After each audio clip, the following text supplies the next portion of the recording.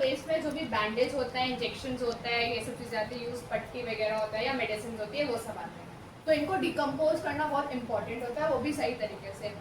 तो हॉस्पिटल्स में या फिर नर्सिंग होम्स में क्या है, इनके लिए अलग अलग डस्टबिन बनाई गई है, जैसे red dustbin, blue dustbin, black dustbin, yellow dustbin और एक और डस्टबिन। 5-6 तरीके की डस्टबिन बनाई गई हैं और उनमें ये अलग अलग वेस्ट आता है।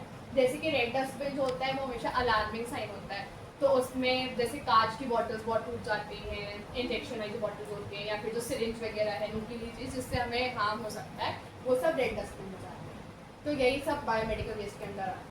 ई वेस्ट उन सभी पुराने आइटम्स को कहा जाता है जिन्हें अब हम यूज़ नहीं कर सकते हैं, जैसे कि old mobile phones, old laptop, kitchen appliances etcetera.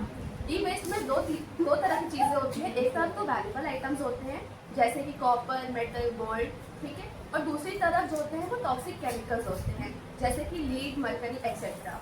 अगर इन्हें गलत तरीके से हम इसको डिस्पोज करते हैं तो ये सॉइल, वाटर और एयर पॉल्यूशन का कॉज बन जाता है, जो कि एक पर्सन और इन्वायरमेंट दोनों को हार्म पहुंचाता है। इसलिए ये प्रॉपर रिसाइकलिंग बहुत ज़रूरी है। रिसाइकलिंग से वैल्यूबल मेटल्स हमें मिल जाता है और ये इन्वायरमेंट को भी सही रखता है। कंस्ट्रक्शन और डिमोलिशन वेस्ट वो वेस्ट होता है जो किसी भी रोड, बिल्डिंग या ब्रिज के कंस्ट्रक्शन में, डिमोलिशन में और रेनोवेशन पर निकलता है। इसमें mainly concrete, boards, brick, glass, plastic और मिट्टी का मलबा निकलता है। अगर इसका प्रॉपर डिस्पोजल ना हो तो एनवायरनमेंट में पॉल्यूशन हो सकता है, वाटर ब्लॉकेज हो सकता है और हेल्थ प्रॉब्लम्स भी हो सकते हैं।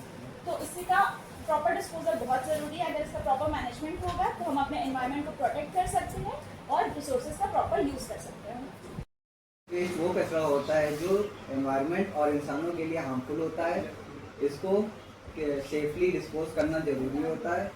ये कचरा ज़्यादातर इंडस्ट्रीज, हॉस्पिटल और कुछ घरों से निकलता है, जैसे टॉक्सिक वेस्ट जो हेल्थ के लिए जहर जैसा हो, फ्लेमेबल वेस्ट जो जल्दी आग पकड़ लेता है, कोरोसिव वेस्ट जो मेटल या स्किन को जला देता है। हैजार्डस वेस्ट के प्रॉब्लम्स क्या क्या होते हैं? पानी और मिट्टी को पॉल्यूट करता है, इंसान की हेल्थ पे इफेक्ट डालता है जैसे कैंसर, स्किन डिजीज, एनवायरनमेंट में इम्बैलेंस क्रिएट करता है। डिस्पोजल के तरीके इसमें जैसे कि इंसिनरेशन होता है, जला के डिस्पोज किया जाता है। लैंडफिल, कुछ वेस्ट को रिसाइकिल करके उसको फिर से यूज़ किया जाता है। ड्राई और रिसाइकल वेस्ट वो वेस्ट होता है जो कि गीला ना हो और जिसे हम लोग रिसाइकिल करके फिर से दोबारा यूज़ कर सकते हैं, जैसे कि कागज़, कार्डबोर्ड, क्लोथ, ग्लास, ये सब हम लोग के ड्राई और रिसाइकल वेस्ट होते हैं।